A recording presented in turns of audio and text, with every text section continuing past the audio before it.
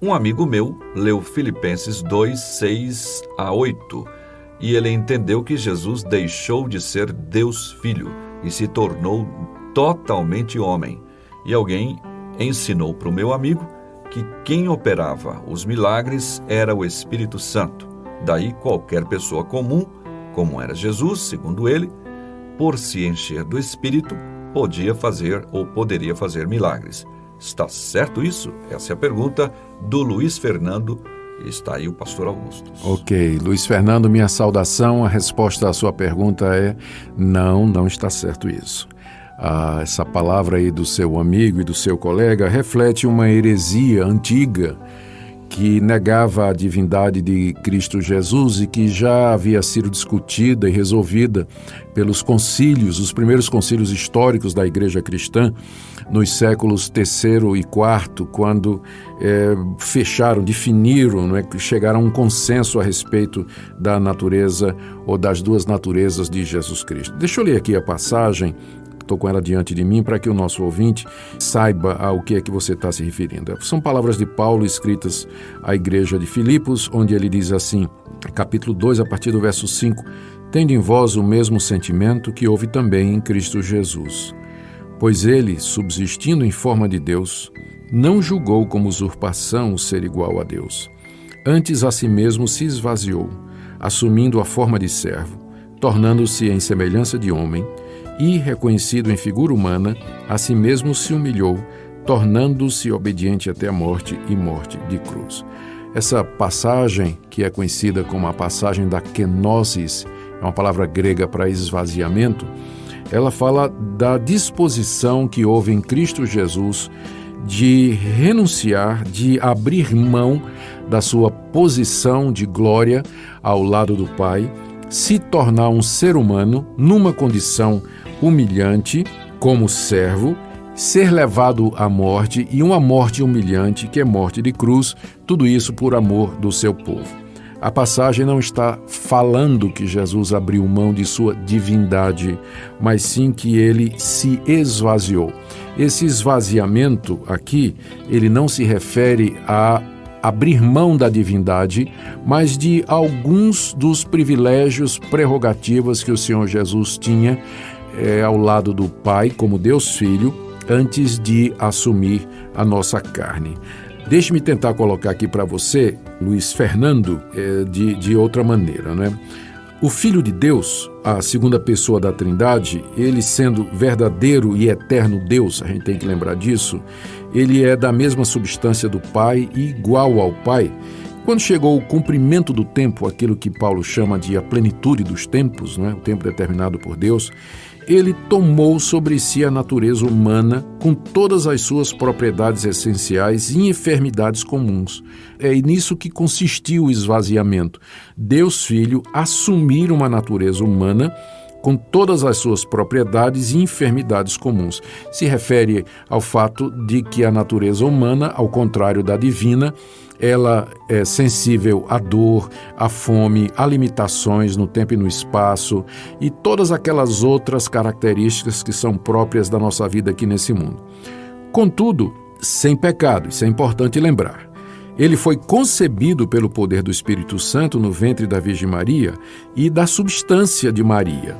E as duas naturezas de Cristo, portanto, agora, não é? Elas são inteiras, perfeitas e distintas. Esse é o problema que as pessoas às vezes encontram para entender. Eles querem uma resposta lógica para isso, não é? Não é que não é lógica, mas é que está acima da lógica. Essas duas naturezas de Cristo, a sua natureza divina, porque ele é o Filho de Deus e Deus Filho, e a sua natureza humana, porque ele é filho de Maria, são naturezas inteiras, perfeitas e distintas, a divina e a humana, e elas estão, Natsan, inseparavelmente unidas em uma só pessoa. E isso sem conversão, uma não se converte na outra, sem composição, elas não compõem uma terceira natureza, ou confusão, elas não se misturam. E essa pessoa, Jesus Cristo, é verdadeiro Deus e verdadeiro homem, porém um só Cristo, o único mediador entre Deus e o homem. E Cristo, na sua natureza humana, unida à divina, ele foi santificado e sem medida ungido com o Espírito Santo por Deus, tendo em si todos os tesouros da sabedoria e da ciência, né? Paulo fala lá em Colossenses que aprove ao Pai que nele habitasse toda a plenitude. Para quê? Para que ele pudesse realizar a obra de mediador e fiador, que ele fez muito involuntariamente, não é? Para que ele pudesse fazer isso, ele se submeteu à lei, não é? Como a gente sabe, nasceu judeu, cumpriu toda a lei e padeceu em sua alma aqueles tormentos cruéis e também no seu corpo aqueles sofrimentos penosos, não é? Ele foi crucificado, morreu, foi sepultado, ficou sob o poder da morte, mas ele não viu a corrupção, porque ao terceiro dia ele foi ressuscitado. Aqui, então, é importante lembrar que Cristo, na obra da mediação, ele age de conformidade com as suas duas naturezas, fazendo cada natureza o que é próprio. Então tem coisas no relato bíblico que você percebe que é próprio de Jesus como homem. Sim. Teve fome, teve sede, cansou, dormiu, chorou, morreu. E tem coisas que são próprias da sua natureza divina. Ele tinha conhecimento das coisas e poder e autoridade sobre a natureza, sobre os espíritos malignos, sobre as doenças, sobre as enfermidades e sobre os homens. Então, o que é que acontece? A confusão às vezes é essa, é que em razão da unidade da sua pessoa, as duas naturezas numa única pessoa, o que é próprio de uma natureza, às vezes na Bíblia é atribuído à pessoa denominada pela outra natureza. Sim. Então, às vezes você encontra o homem Jesus fazendo coisas divinas e Jesus, que é Deus, padecendo como ser humano. Sim. Né? Então, esse é um dos mistérios da doutrina cristã, não é? Mistério, né? Como é que como se relacionam, como funcionam as duas naturezas de Cristo Jesus. Então, esse é o entendimento, né, teológico, histórico da igreja a respeito das duas naturezas de Jesus Cristo. Então, fica óbvio que Cristo, quando fez os milagres e sinais e prodígios, mas porque ele era Deus. O Espírito Santo estava com ele para capacitar a sua natureza humana a coabitar, a viver, a estar junto da natureza divina.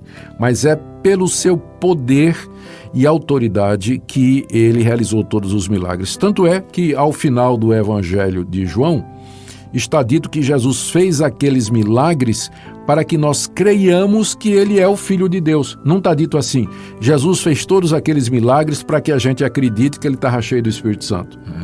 Então, os milagres provavam a divindade de Jesus. Qual é a diferença? Eu creio que esse é o fulcro da pergunta, né? Qual é a diferença dos milagres que Cristo realizou e os milagres realizados, por exemplo, pelos apóstolos? Os apóstolos, Pedro, Paulo, João, eles não eram divinos, eles não tinham a natureza divina, mas eles fizeram milagres e alguns desses milagres eram parecidos com os milagres de Cristo, embora eles não superaram os milagres de Jesus, não andaram sobre a água, eles não transformaram água em vinho, eles não multiplicaram pães, não acalmaram tempestades. Basicamente, os milagres dos apóstolos se resumiram à cura de doentes e expulsão de demônios, não é?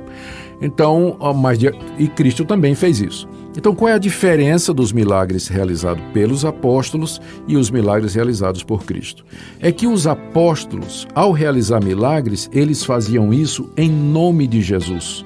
Eles faziam isso não por uma autoridade própria, intrínseca, mas eles dependiam da autoridade de Jesus. Uma autoridade delegada. Exatamente. E Jesus não fazia milagre em nome de ninguém. Ele nunca curou ninguém em nome do Pai ou em nome de, sei lá, qualquer outra coisa, não é? Ele fazia pela sua própria autoridade. E foi exatamente isso que impressionou, por exemplo, os moradores de Cafarnaum naquele dia que Jesus entrou na sinagoga para ensinar e todo mundo se maravilhava porque ele ensinava com autoridade. Ouvistes que foi dito, eu, porém, vos digo. Exato. E apareceu um endemoniado lá no meio do culto. Imagina isso, Nathan, né? Tinha lá um endemoniado. Ele não deu microfone. Não deu microfone, não. O bicho começou a falar e Jesus disse, cala-te e sai dele. E na hora o demônio saiu.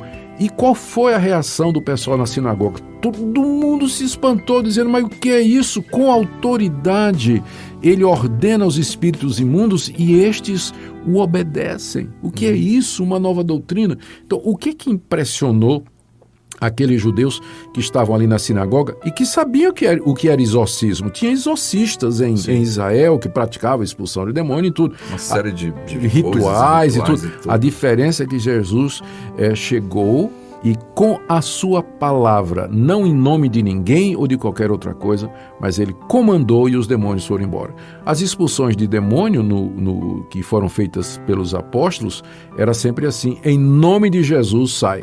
Exato. Não é? Em nome de Jesus sai. Mas Jesus expulsava pela sua própria autoridade. Por quê? Não é porque ele era um homem cheio do Espírito Santo, que os apóstolos também eram, mas porque ele era Deus. Porque ele era Deus. Então, está aqui a resposta para a pergunta aí do nosso ouvinte. Eu espero que ela atenda e esclareça a sua dúvida. Amém. E o maior de todos os milagres e que ninguém vai repetir de forma alguma, por mais que seja o que for, é a ressurreição pela sua própria justiça. Exatamente. Ele ressuscitou pelo seu próprio poder. Amém.